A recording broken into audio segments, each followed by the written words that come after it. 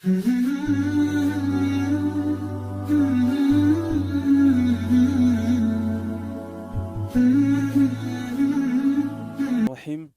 الحمد لله رب العالمين والصلاة والسلام على المبعوث رحمة للعالمين معلم هذه البشرية وقدوتها وحبيبها محمد ابن عبد الله عليه أفضل الصلاة وأتم التسليم رب اشرح لي صدري ويسر لي أمري واحلل عقدة من لساني يفقهوا قولي.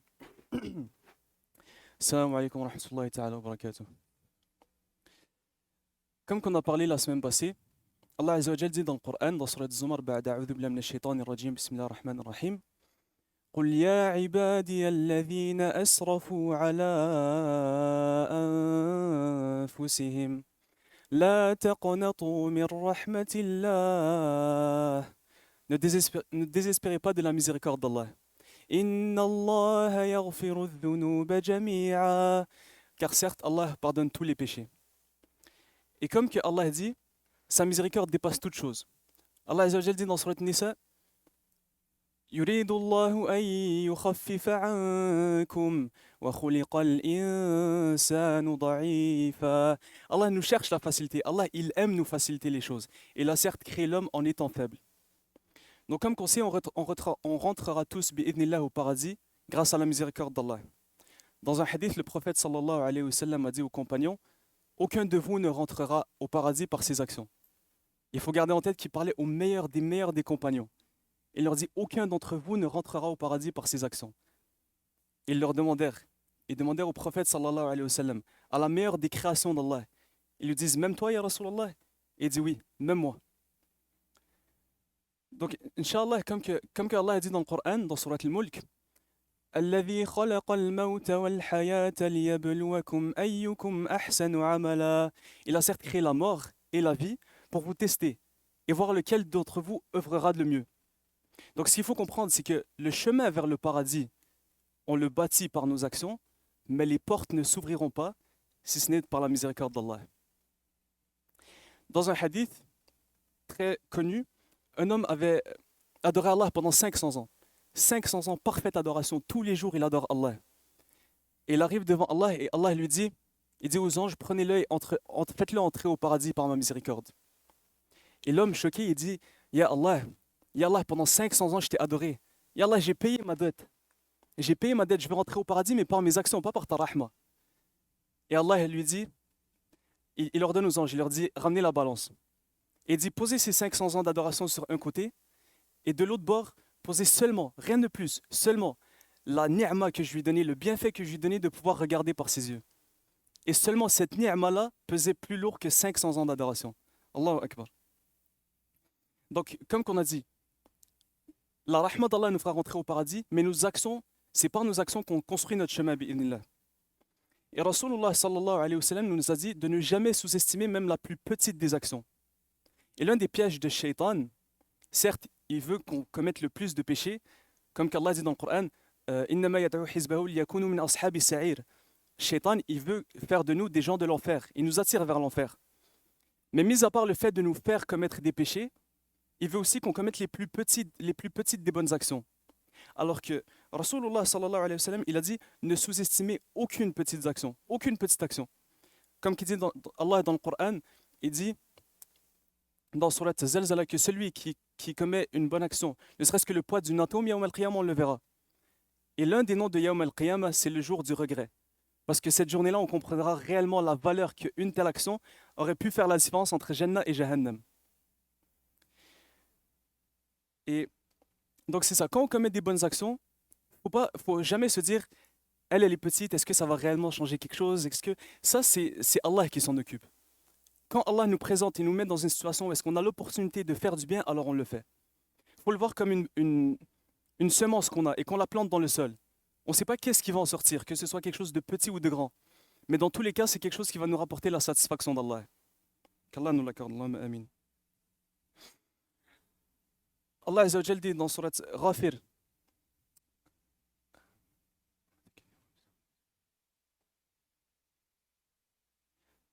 أعوذ بالله من الشيطان الرجيم من عمل صالحا من ذكر أو أنثى وهو مؤمن فأولئك يدخلون الجنة يرزقون فيها بغير حساب. Allah dit dans Surat Ghafir que celui qui commet une bonne action, il n'a pas dit petite, il n'a pas dit grande, mais celui qui commet une bonne action, que ce soit homme ou femme, tant qu'il est croyant, Allah il le fera rentrer au paradis. Et lui donnera sans compter, subhanallah. Et Rasulullah sallallahu alayhi wa sallam nous fait part dans un hadith, il nous dit que la petite action qui est constante est meilleure qu'une seule grande action qu'on fait une fois de temps en temps. Venir à chaque Jumu'ah et ne pas laisser un vendredi passer sans qu'on donne $5 sadaqa est meilleur auprès d'Allah que celui qui vient un vendredi et qui donne $10,000. Celui qui donne $5 chaque Jumu'ah, à la fin de l'année, il n'atteint même pas $1,000. Et pourtant, cette action-là est plus aimée aux yeux d'Allah que celui qui vient et qui donne $10,000 et qui s'en va. Donc, Inch'Allah, il faut être constant dans nos actions, bi'idhnillah. Subhanallah, il y a tellement de façons de faire de bonnes actions. Et comme qu'Allah, Azza wa Jal, par sa miséricorde, il ne nous impose pas que ce soit une grande action seulement ou rien du tout. Dans une narration, Rasulullah sallallahu alayhi wa sallam dit « J'ai vu un homme courir dans son paradis. » Comment ya Rasulullah? Qu'est-ce qu'il a fait? Il a vu une branche qui gênait les musulmans dans leur passage. Il l'a enlevée du chemin. Et par cette seule et bonne action, Allah l'a fait rentrer au paradis. Imaginez un homme qui vient avec son salat, son qiyam, mashallah. Et Allah il lui dit par cette seule bonne action, parce que tu as enlevé une branche du chemin, tu rentres au paradis, subhanallah. Dans une fameuse narration, dans un hadith authentique dans Bukhari, il nous a rapporté qu'une prostituée a vu un chien. Le but de Shaitan, c'est de nous faire dire c'est un chien. Najas, c'est impur, et je vais le toucher, il va me faire perdre mon wudu. Pourtant, cette prostituée a vu le chien et elle a vu qu'il avait soif. Et la seule action qu'elle a faite, c'est aller lui ramener un peu d'eau et lui donner. Et Allah Azza wa Jal dit que par cette seule et bonne action, Allah Azza wa Jal l'a fait rentrer au paradis. Allahu Akbar. Ça, c'est pour réaliser à quel point il ne faut pas regarder si l'action elle est grande ou petite. Tant qu'on a l'opportunité de faire une bonne action, tant qu'elle est bonne et qu'elle nous rapportera la satisfaction d'Allah, on la fait, Inch'Allah. Et il y a tellement de façons, Allah nous a tellement facilité le fait de faire de bonnes actions. On va faire wudu, Allah nous pardonne nos péchés. Entre Ramadan et Ramadan, Allah nous pardonne nos péchés. Entre Ashura et Ashura, Allah nous pardonne nos péchés. On serre la main à notre frère, Allah nous pardonne nos péchés. On dit Assalamu alaikum wa rahmatullah, Allah nous pardonne nos péchés. On marche vers la mosquée, Allah nous pardonne nos péchés. Il y a tellement de façons qui sont hyper simples. Et pourtant, il y en a tellement qui les négligent. Le simple fait d'accueillir son frère avec un sourire, faire un sourire, c'est une sadaqa. C'est une bonne action. Le prophète d'Allah sallallahu alayhi wa sallam nous dit Yawm al-Qiyamah, le jour le plus terrifiant de notre vie, on sera placé devant Allah. Et en attendant de parler à Allah, on verra à notre droite et on verra toutes nos actions, bonnes et mauvaises. Et on verra à notre gauche et on verra aussi toutes nos actions. Et devant nous, Jahannam. Imaginez quelqu'un, un pieux, salat, siyam, qiyam, tout ce que tu veux. Il vient devant Allah, toutes ses actions autour de lui, et devant lui, il y a Jahannam. Et comme qu'on sait, Jahannam, elle dira Hal min mazid. Ya Allah, donne-moi. Ya Allah, je le veux. Il y a Jahannam qui te veut. Et Rasulullah sallallahu alayhi wa sallam dit si vous voulez vous préserver cette journée-là, à ce moment-là de Jahannam, alors préservez-vous et sauvez-vous de Jahannam, ne serait-ce que de la moitié d'une date. La moitié d'une date, subhanallah. Et disons que j'ai pas d'argent à donner, j'ai pas de date à donner, j'ai pas de sourire à faire à un frère. Allah nous demande une simple chose, hyper simple, que nous tous on peut faire, de penser du bien d'Allah. Dans un hadith, le prophète sallallahu alayhi wa sallam nous rapporte qu'un homme viendra devant Allah et on pèsera ses bonnes et ses mauvaises actions et ses mauvaises actions pèseront plus lourd que ses bonnes. Alors Allah ordonnera aux anges, il leur dira prenez-le et ramenez-le en enfer. Et pendant qu'il va en enfer, cet homme-là il se tourne vers Allah. Il se tourne vers Allah et il le regarde. Et Allah dit aux anges ramenez-le. Et il dit ya abdi, ô mon serviteur, est-ce qu'il y a une bonne action que tu as fait que je ne t'ai pas compté? Il dit non ya Allah. Toutes mes bonnes actions sont là. Il dit, Ya Abdi, ô mon serviteur, est-ce qu'il y a une mauvaise action que tu n'as pas faite et que je t'ai rajoutée? Il dit, non, le compte est juste. Et Allah lui demande et lui dit, alors dans ce cas-là, pourquoi à chaque fois tu te retournes?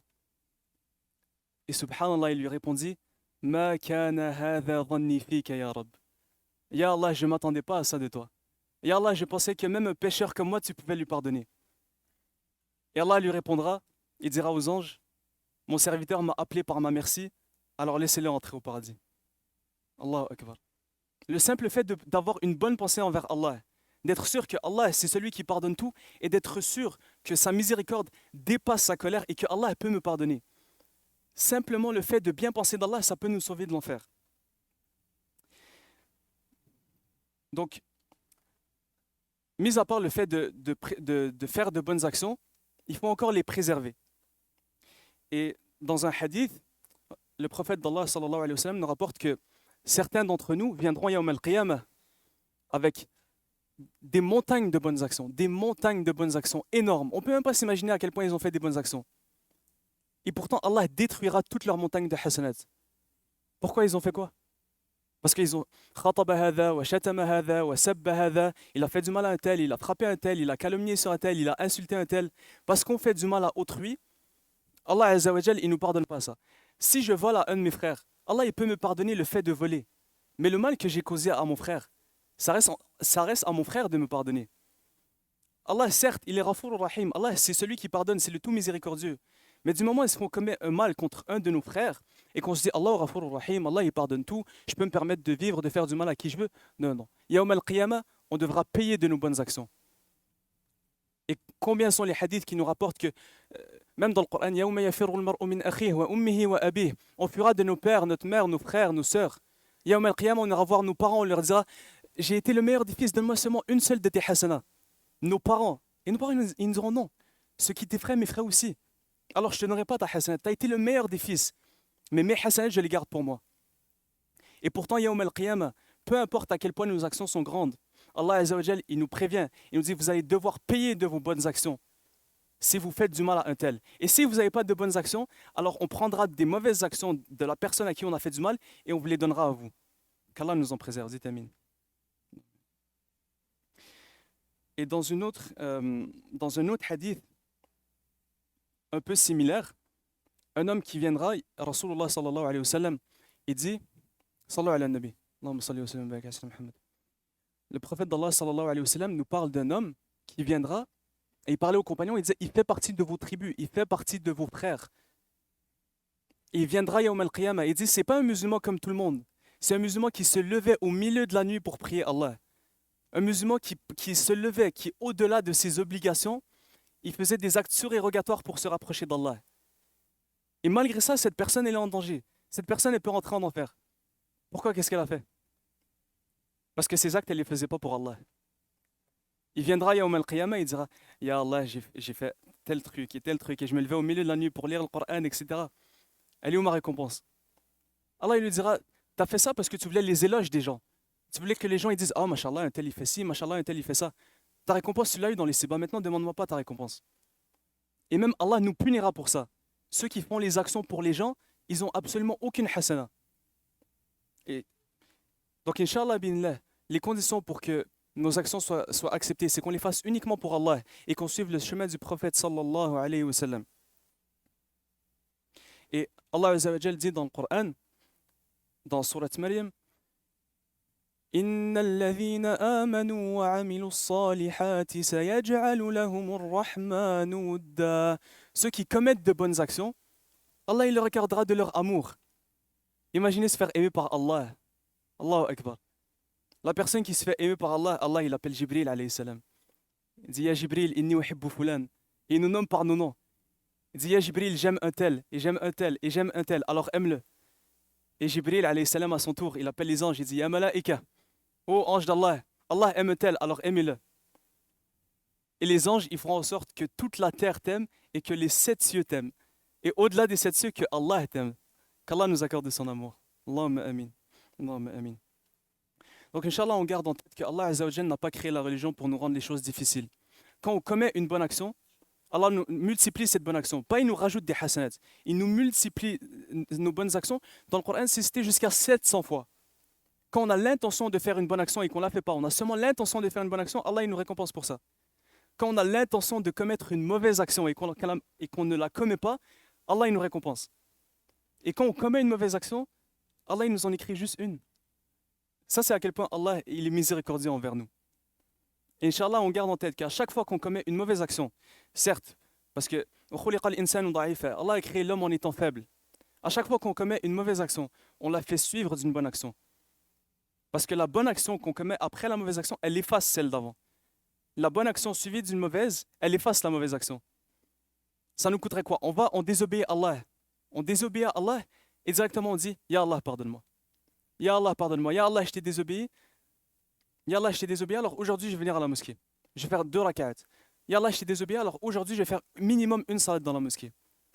Et celui qui délaisse du haram pour Allah, Allah il ne peut que l'y remplacer par des choses inimaginables. أقول قولي هذا سبحانك اللهم وبحمدك نستغفرك ونتوب إليك وصلي وسلم وبارك على سيدنا محمد وعلى آله وصحبه أجمعين بارك الله فيكم